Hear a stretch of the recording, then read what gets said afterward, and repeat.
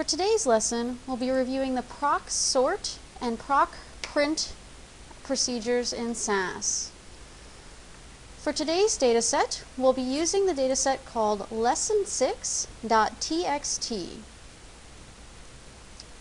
This dataset is a non-SAS file, so we'll need to read it into SAS using an in-file statement and an input statement. So let's start there. We're going to create a new dataset called calling the dataset lesson 6. And now we need to read in this dataset.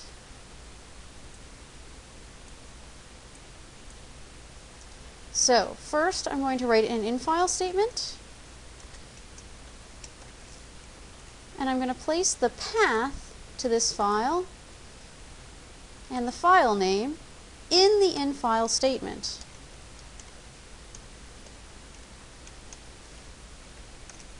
Now, as part of this exercise, I've included the data variable names at the top of the lesson 6 dataset. So we can highlight those and again copy them into SAS. Importantly, this just gives us the variable names and not the formats for the variables. So next we need to actually look to see what kinds of variables we have. We can delete our variable names, and now let's look at our variable types. Our first variable is all numeric. However, our next variable is a character variable for sex. And so we'll include the $sign in our input statement after the variable sex so that SAS knows it's a character variable. Similarly, for the next variable, class, this is also a character variable. So again, we'll need to include the $sign so that SAS will read in this data correctly. If we go back to our data set, we can see that the rest of our variables are all numeric. And we don't need to give SAS any more information about numeric variables, so we enclose this text file. I'm going to end my statement with a run, and now I'm going to run this code, and we can see that the data set was read in correctly. We don't see any errors or warnings, indicating that our data set should exist in our work folder, and there it is. And if we open that data set, we can compare it to our text file and see that the data look the same. Let's see. So for example, our first observation has an ID number of 501, a gender of male, class junior, and value 3 for happy, and so on, indicating that it has been read incorrectly. So now let's print some reports based on this data. First, let's print a report that includes the variables date, gender, and age. And we'll do this for all of the observations. The proc print statement starts with proc, and then the word print, and then you tell it what data set you want SAS to print. In this case, the data set is called lesson 6. Now let's tell it the variables we want to print. We want to print date, gender, and age. If we run that statement, we need to change our variable gender to sex because that's what we called it as part of the input statement. If we try that again, and the reason that I know that is because SAS told me that gender was not found. And by referring to the input statement, I can see that I called our variable sex and not gender. If we run that statement again, this time we see an output of all of the observations in our data set, all 1 through 30 of them.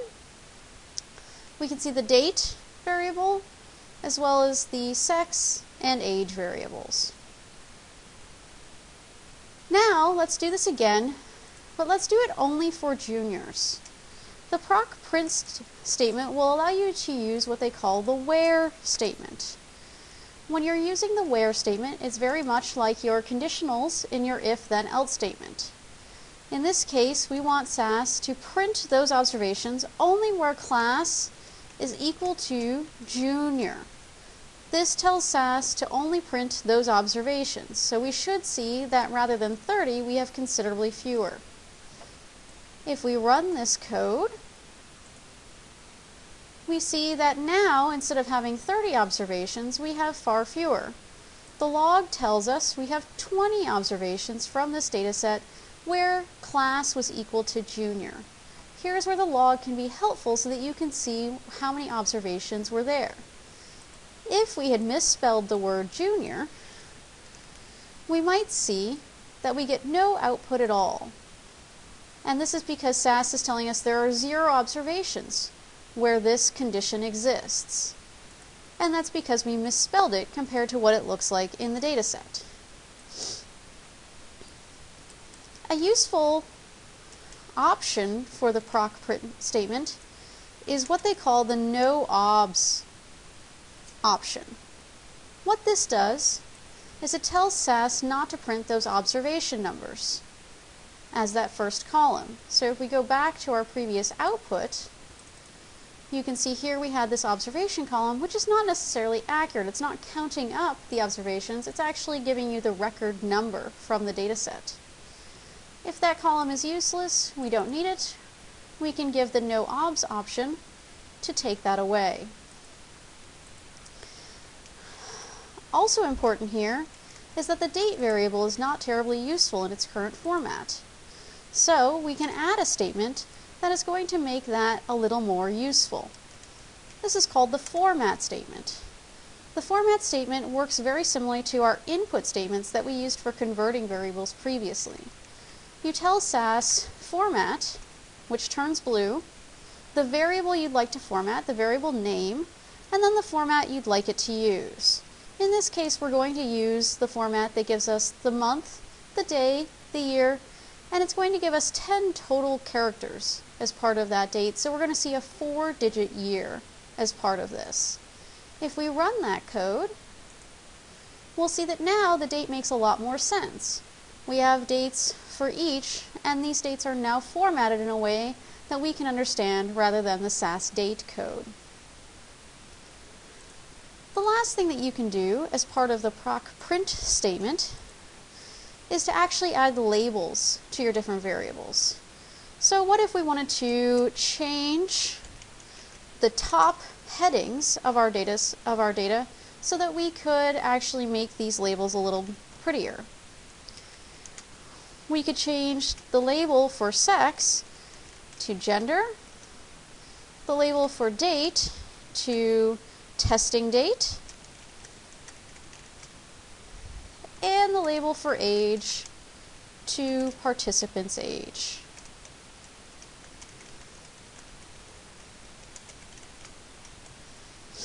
Now for the label statement, you can see that I've labeled them like this, where I don't use the semicolon until I'm finished with all of my labels. What these labels will do is show up at the headings if we ask SAS to actually use the labels. And so you need to include the label option as part of the print code. And now we can see we have testing date, gender, and participant's age as the headings to each of our columns. Importantly, these do not change the variable names. These only change the headings on the columns. And so it's only adding a label to that variable so that you can understand it better, as opposed to changing the variable names. If we want to use the variable date, we still call it date in the var line, not testing date. Another important procedure, particularly for data management, is the proc sort procedure. Sorting tells SAS to reorganize the dataset based on whatever variables you want to sort by. We have a number of variables we can sort by in the current dataset. For this example, let's use the variable date, which is this variable here at the end. you tell SAS proc sort data equals, and after the equals you put your dataset name, by, and then whatever variable you want to sort by. In this case, we're sorting by date. If you run that code, we'll see that it has sorted, and if we open the dataset, we should now see that our date variable is organized in ascending order. So our later dates are further away, and the closer dates are down towards the bottom. Now, if we print the same report from earlier, where we're going to print our age and sex variables and date variables, we should see a very different ordering.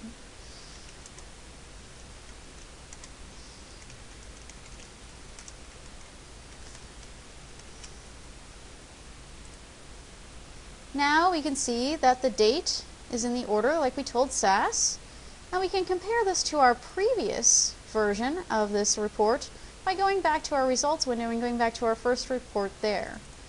So here we see that our first observation before was a male who is the age of 23, and with our sorted data set, it's now a female who is the age of 21. You can also see that SAS organizes the columns based on the order that you placed the variables in the var statement of proc print. So in this case we have age, sex, and date.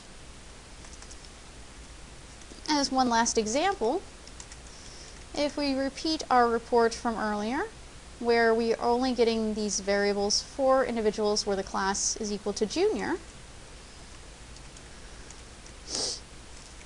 we're going to add our no obs option. We're going to tell it to print those same variables.